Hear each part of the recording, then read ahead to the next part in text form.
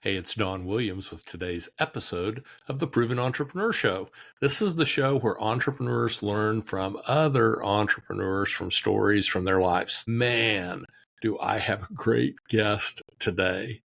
Fulbright Scholar, TEDx speaker, okay, bunch of other stuff, but maybe most importantly, 12 startups and 12 successful exits and exits, with a B or near a B, which those are special exits. So Gregory Shepard, welcome to the show. Thank you. Thanks for having me. I appreciate it. Thrilled to have you. It's considered our high honor. Okay. And so your current company is a company by the name of Startup Science. Please tell us what Startup Science does and who it does it with and why you do it. So as an entrepreneur at the end of my last exit, my last two exits went to eBay Enterprise Marketing Solutions. And I left that and wanted to help startups. So I went into politics and became a chairman for congressional candidates trying to move money down to startups. Well, that was the worst decision I ever made in my entire life. It was just so I stopped doing that. But I did a research project, a 5-year research project to find why, when, and how founders fail, so I could show the government and try to get them to move money down. Well, they said no again. So then I wrote the book, The Startup Lifecycle, and started the platform Startup Science. And Startup Science basically takes the fragmented, broken ecosystem and pulls it all together into one platform so that founders can access everything they need in one place, which was one of the things that came up when I was doing the research on why, when, and how founders fail.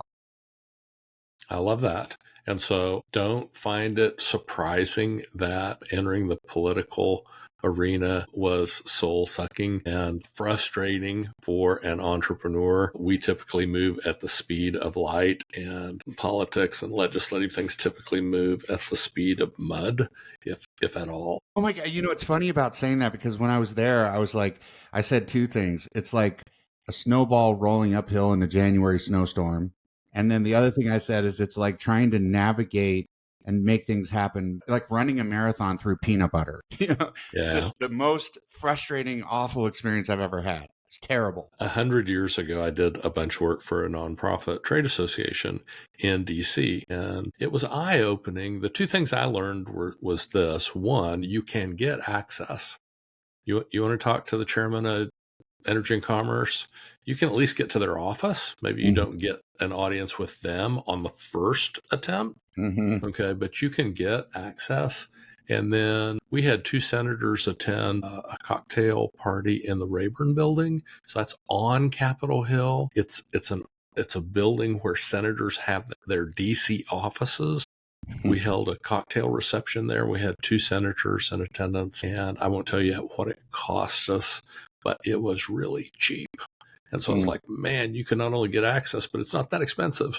And so, yeah, you'd be amazed. Yeah. Yeah, it was quite something, eye-opening.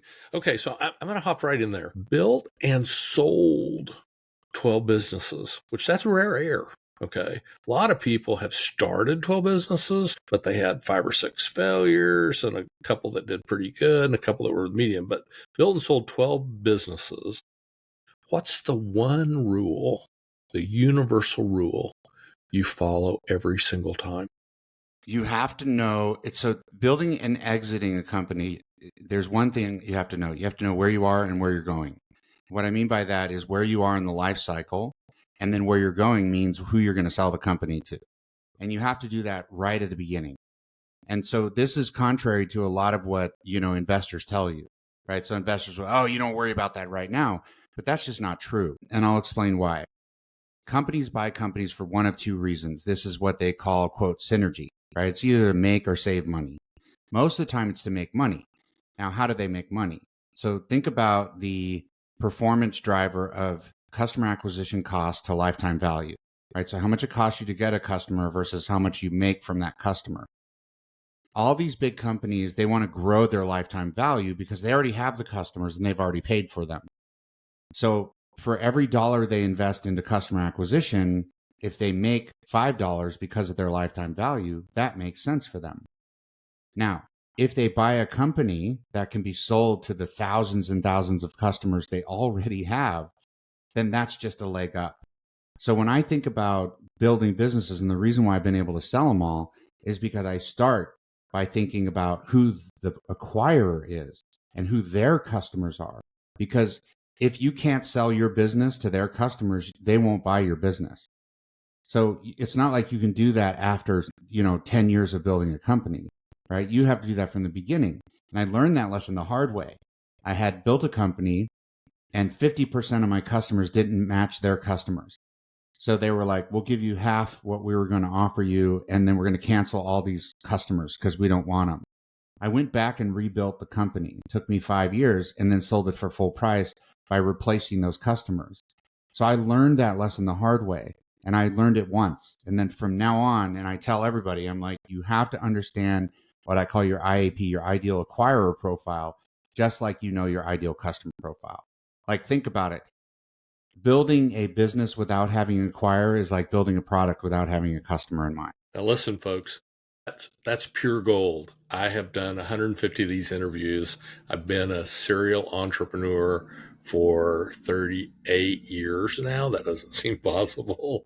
I've done a dozen startups. I haven't done a dozen exits. Okay.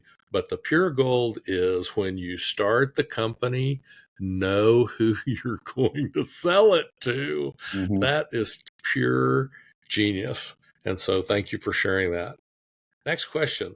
What's the biggest lie startup founders believe in? So typically when I did the research, so this was a 5-year research. It cost me $500,000. Like, this was a huge research project on understanding founder success and failure.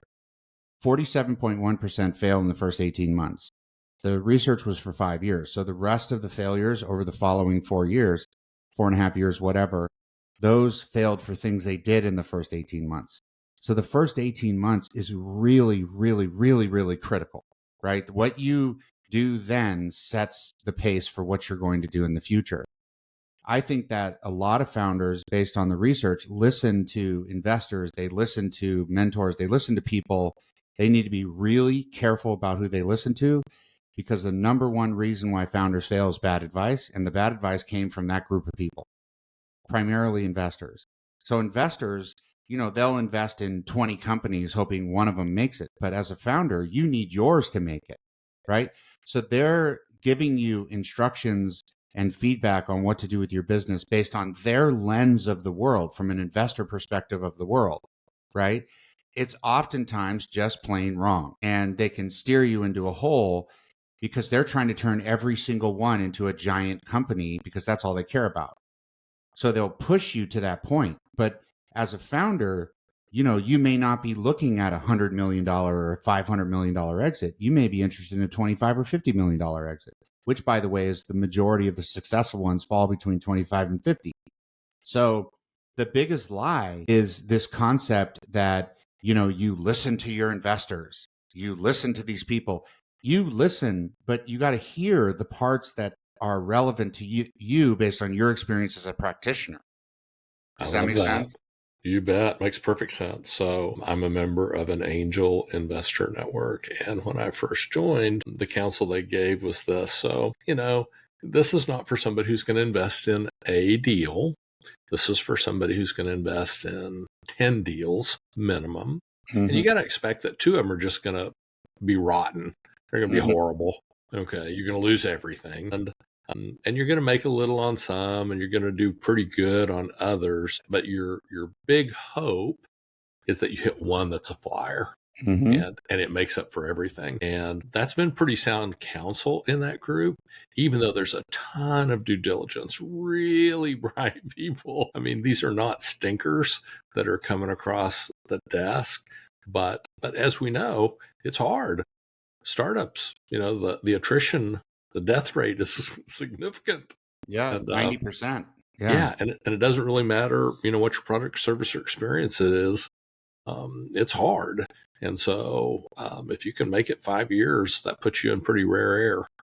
Yeah. And you're not in the 90%, you're in the 10.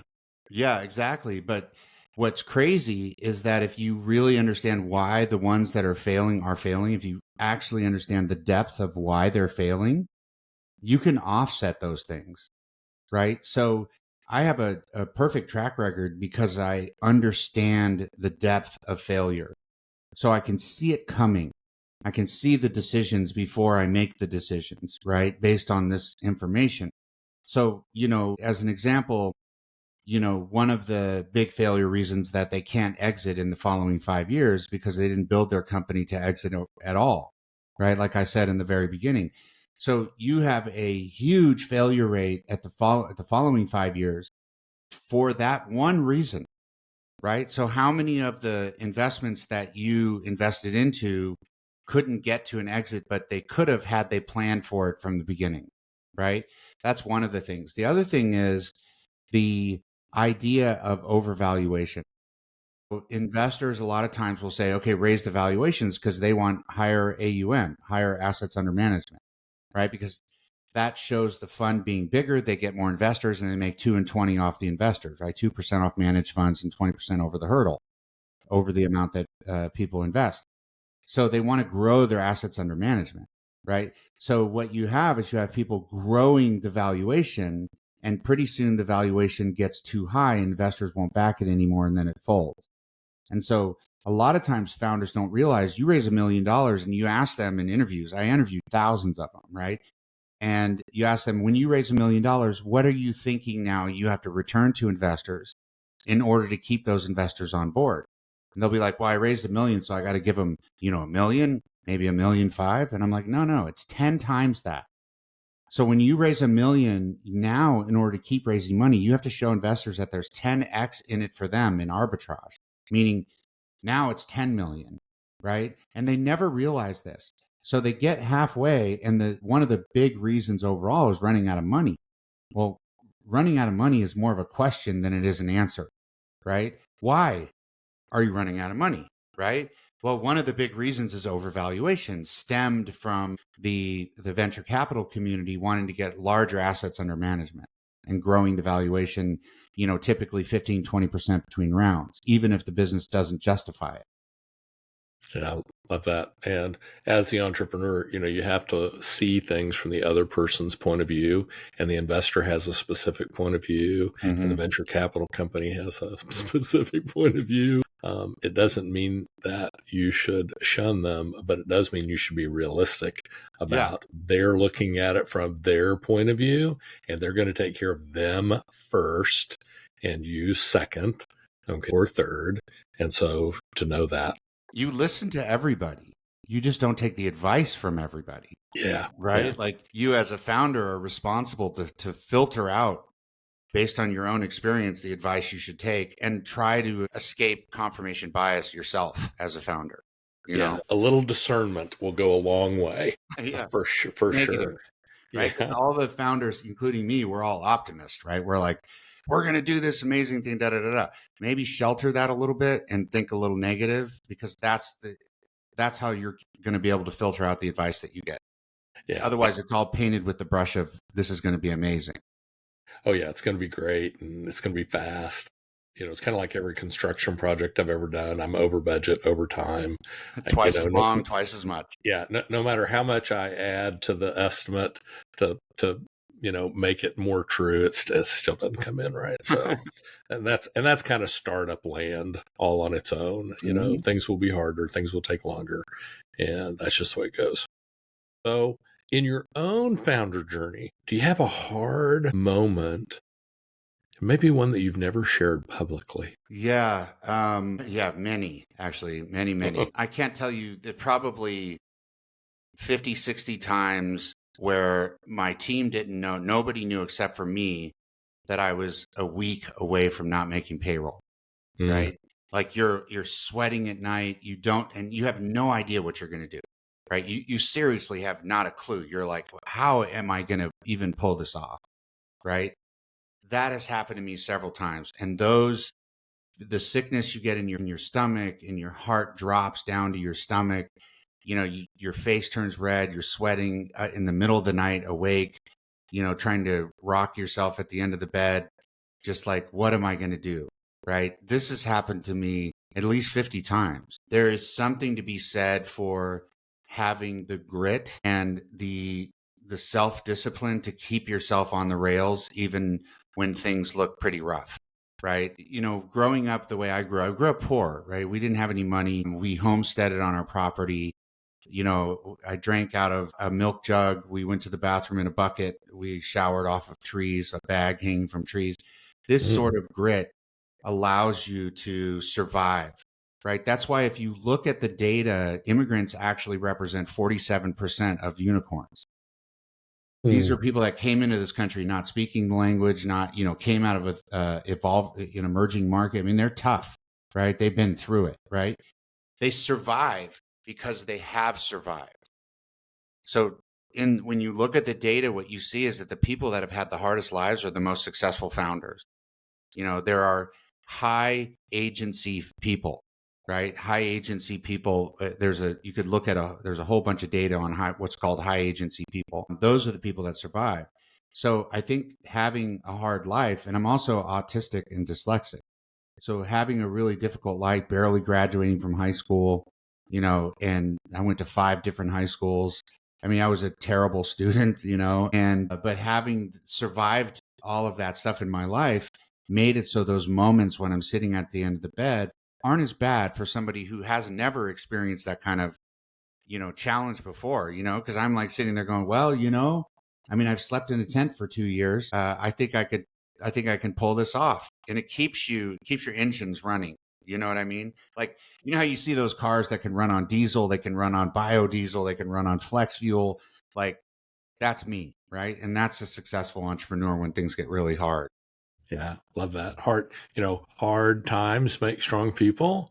Mm-hmm. Strong people make good times. Good times make weak people. And the cycle continues. And I think back 20 years ago, so about halfway through my entrepreneurial journey, I went through a divorce, and like everything left my house. The house stayed, but everything that was inside the house left the house Ooh, one ouch. day.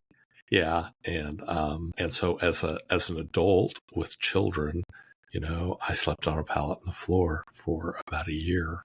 Mm. And so my business was not doing well. And so I think entrepreneurs have that grit to keep going. Uh, Maybe they shouldn't, but I'm just going to keep putting one. Sometimes, yeah, sometimes they need to throw in the towel, but they'll keep fighting, Yeah, Yeah. absolutely. And then on, ADHD, which is obviously on the autism spectrum, is so common amongst entrepreneurs. And 38% of entrepreneurs are neurodivergent, categorized as wow, yeah, it's a huge. In fact, if you look, EY, Microsoft, Apple, even Amazon, they've all started to create, Salesforce have all created floors in their buildings dedicated to the neurodivergent because they're so good at doing this entrepreneurial stuff because they just think different. Like we think different. we So do. that's an advantage, We're just wired different, and I'm not sure we get credit. I'm not sure we deserve credit for it, but we're just wired a little different, and so we see things, differently. Okay, most startups fail. We know that 90% in 5 years. Mm-hmm. Even when they solve a real problem, even when they have a great product, service, or experience, Mm-hmm. why do most of those startups fail? It has to do with execution. So, and if you break down execution, I'm actually writing another book on execution right now, but if you break down execution, so people go, well, execution, that's a big word, right? Execution has to do with your ability to do organization and time management, right? So the way that you think about execution is understanding what I call the execution stack, right? So what is your mission? What are the objectives for that mission? And what are the tasks you have to accomplish? And then what are your measurements? I call it a modem, right? How are you measuring the results of the activities that you've done so that you can iterate and make it better the next time, right? So execution, early stage, it has to do with execution, either doing the wrong things or doing the right things wrong. You can even be doing the wrong thing right. They sometimes are doing the wrong thing right, or sometimes they're doing the right thing wrong, right? But first, make sure you're doing the right thing, and then really break down what you're doing into a structure so that you can stay organized, and then use priorities for your time management piece, right? Separate your day into segments. So this allows people to execute. And when I say execution, sometimes the founders are so busy that they don't think they have time to organize and structure, right?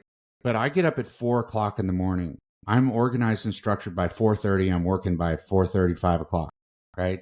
So I take that 30 minutes every single day to get my act together, right? It's like Lincoln said, right? If I was going to chop down a tree, I'd spend 50% of my time sharpening the saw, So I think execution is key, and understanding how to break down what execution is a huge reason. The second reason, here's the second one, big one, okay, is that the traditional thinking about the startup lifecycle is that you go from vision ideation to product to go to market to growth, right? Actually, you shouldn't do that. You should go from go to market to standardization to optimization to growth. Because if you don't do that, the problems that you have that you aren't aware of yet because you haven't documented the way that you do things, standardized it, they grow and carry with you. It's like a cancer, right? And it'll just get bigger and bigger. And when you go into growth, that same little bug that you had will put you out of business when you go into growth, because it just becomes a monstrous problem. So I tell people, I'm like, there's a point after go to market where you're like, okay, I know I can sell this and everything, where you have to say, I'm going to actually document what this is and how it actually works. So the process of documenting how it works is to write down what it is, what functional area does it, and how do you go about it, right? That's the key. So if you document how things actually work, then you know how they work. Now you can go back to those things and look at how they're optimized. Like, how am I optimizing these things specifically, right? So this is where you're increasing margin. When you look at companies, there's three things you need: growth, margin, and retention. Those are the major revenue drivers, right? Growth comes from sales and marketing. So you have that number on sales and marketing. Retention comes from services and support. So you have that number sitting on services and support. And then margin comes from operations, right? So your CFO, your shared services, and product and engineering goes across everything. So once you organize your functional areas to the valuation drivers, then you start to see, when you're going through standardization, how you can optimize all of these things to increase margin.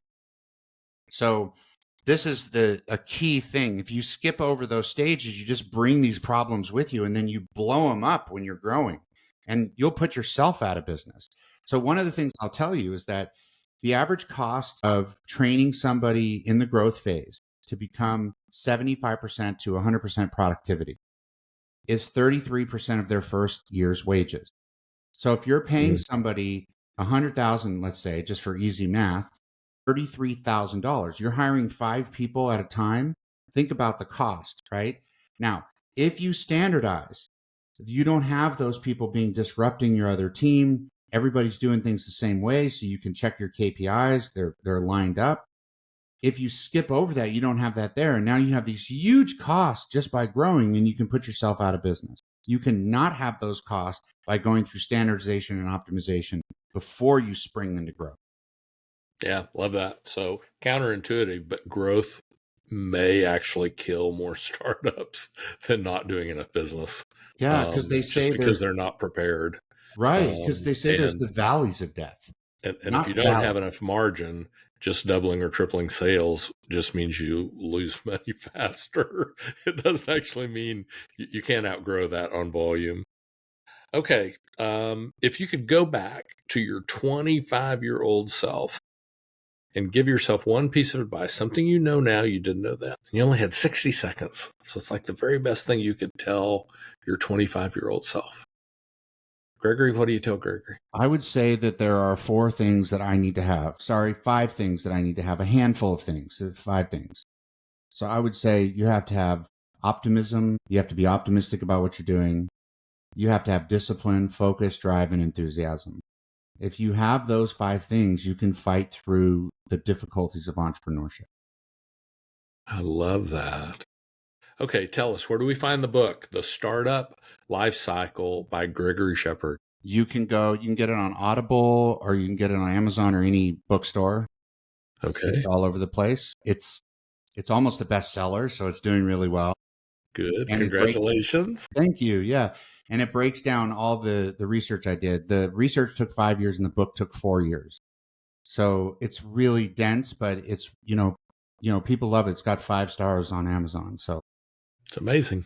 Great job. And I've written 9. Writing a book is not easy. It's not for the faint of heart. Okay. Entrepreneurs writing books is probably doubly challenging because we have this shiny part of our personality where we want to chase other things all the time. In a book, 5 years research and 4 years to write the book, that took a lot of discipline to actually get to the finish line. Okay, Gregory, how do we reach out to Startup Science? What's the best way to connect? my personal website is gregoryshepard.com. And on there, you can see, I've been on 400 or 500 podcasts. There's 300 or 400 articles I've written. It's basically watch, listen, read experience, like all the ways you learn. I've got it broken out that way. All the businesses I've built and sold, all the companies I've invested in, it's all transparent right there. Because people don't believe me, to be honest with you. So I put it all there so people could see it. And then Startup Science is startupscience.io. If you're a founder, you want to go to gregoryshepard.com, click on founders, and you can access the platform for free. Right now it's free. So if you're going to do it, now's the time to get in there. And there's 215,000 investors in there that you can access for free. So just let me tell you this, folks. Just go do that. This is a really smart guy. Okay. His brain's wired a certain way that's helped him achieve what he's achieved. And that free offer, what's the website again? gregoryshepard.com/founders. just click on founders. I don't know if it's /founders. Okay. Just click on founders. Okay. Absolutely free. You're missing out if you don't go do that. I'm just telling you. Gregory, thank you so much for being on the show. It's been my pleasure, and I appreciate you dropping nuggets of wisdom throughout today's show. Thank you, and I appreciate your time and your patience, and thank you to all the listeners, too. Thank you so much.